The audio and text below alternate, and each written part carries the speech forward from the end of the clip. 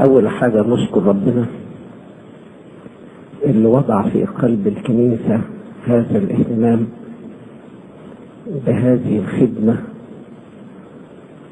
المهمة جدا، لأنها أصبحت واقع لها تأثير قوي على الكثيرين، سواء على مستوى الأفراد أو العائلات.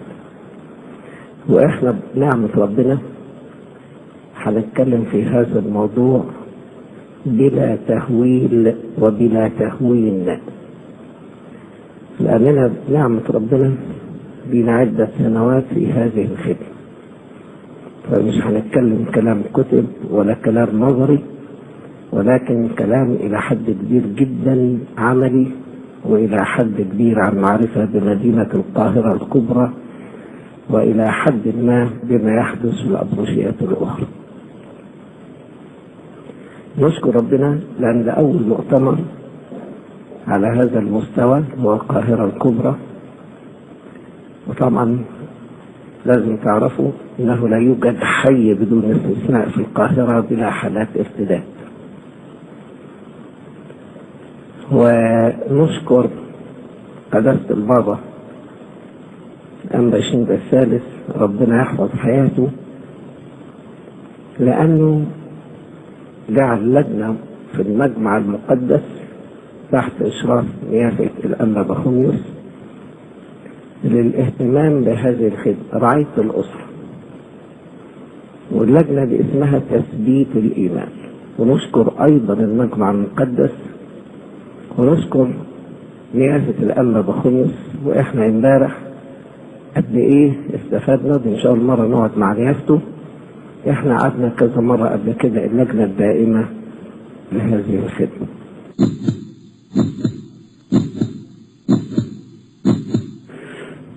قضية الارتداد أنا بلخصها في كلمتين، هي قضية بقاء وأبدية،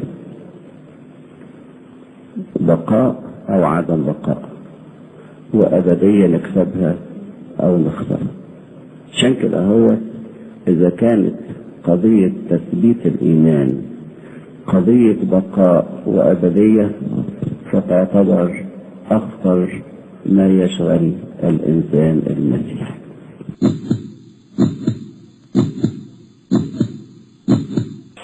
إنه مستشف خطر عظيم جدا على الكنيسة المسيحية في مصر بكل عائلاتها. الخطر ده هو كثرة عدد البنات المسيحيات المرتدات عن الإيمان المسيحي. ده أكثر حاجة كانت محزنة، يعني أكثر حاجة كانت مخيفة ومرعبة. البنات المسيحيات بيرتدوا، والشيء الغريب إنه مش كلهم فقراء. يعني ممكن مثلا نقول واحدة بترتد عن الإيمان عشان فقيرة مثلا محتاجة، لا، ده دي متعلمات وجامعيات ومثقفات ومخطوبات، مش كان مخطوبة، وأيضا خادمات. ده شيء مذهل.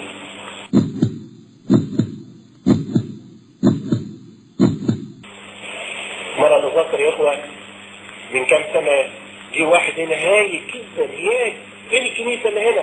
فين الكهنة اللي هنا؟ تقول له ايه اللي حصل؟ قال البنت خطبت.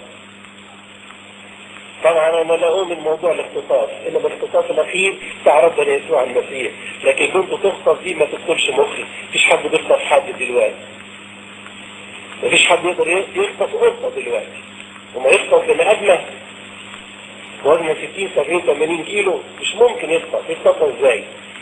لكن هي بتبقى عمليه ايه؟ بتداري حقيقه.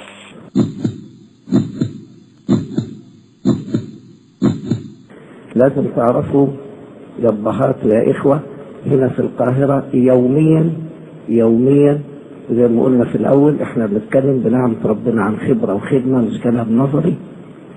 يوميا توجد عدة حالات ارتداد، ده اللي بيصل إلينا احنا في الأنبرويس. ومش عايز اقول لكم في بعض الايام توجد ارقام في يوم واحد لا تخطر على بال احد فيكم.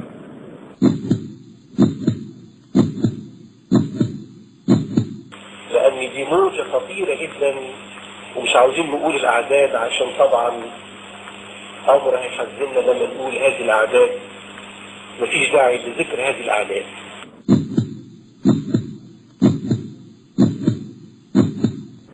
سؤال ثاني: في حالة زيادة الحالات في منطقة، هل الكنيسة توجه الشعب بالحقيقة التعليم أو نتجاهل ذلك؟ لا نتجاهل، لا يمكن نتجاهل ولا نعلن إعلانا صريحا أمام كل الشعب، لكن لازم نوعي أولادنا وبناتنا. يا جماعة إحنا يوميا في حالات، ولسه قلنا من شوية حتى من عيال إعدادي وسنة وهكذا.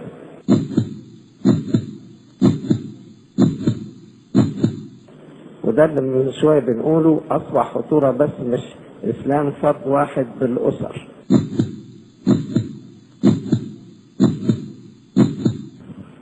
فبتسهل السكة لما واحد بيفتح سكة كانت مقفولة، بقية الأسرة من السهل إنها تنجرف وراه. عشان كده إحنا بنهتم بأسرة المرتد لألا يعملوا زيه.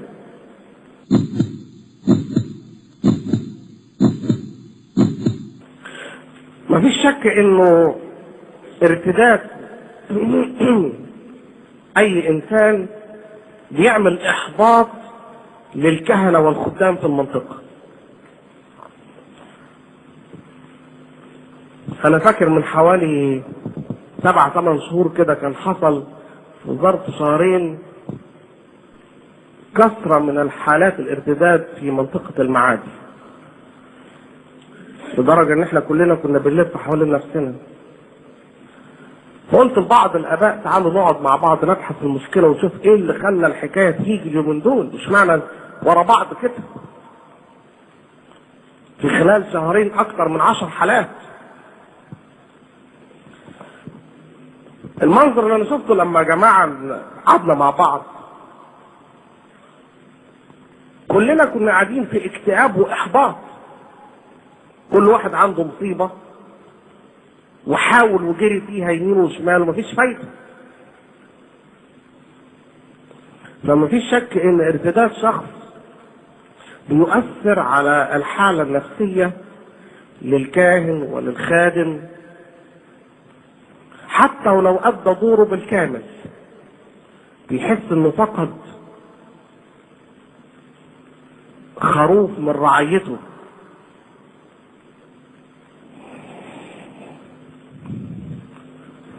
ويسبب ايضا يأس وغضب للشعب.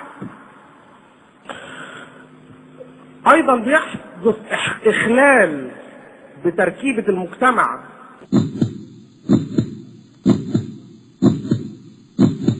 والكنيسة بتفكرنا بالحقيقة دايما في القداس في آخر الجزء الأول: أولئك يا رب الذين أخذت نفوسهم. بنختم بنقول إيه؟ احفظنا في إيمانك. بنطلب الطلبة دي باستمرار. يا ريت كل ما نطلبها الآباء الكهنة يبقى في ذهنهم حالات الارتداد الكثيرة جدا حاليا.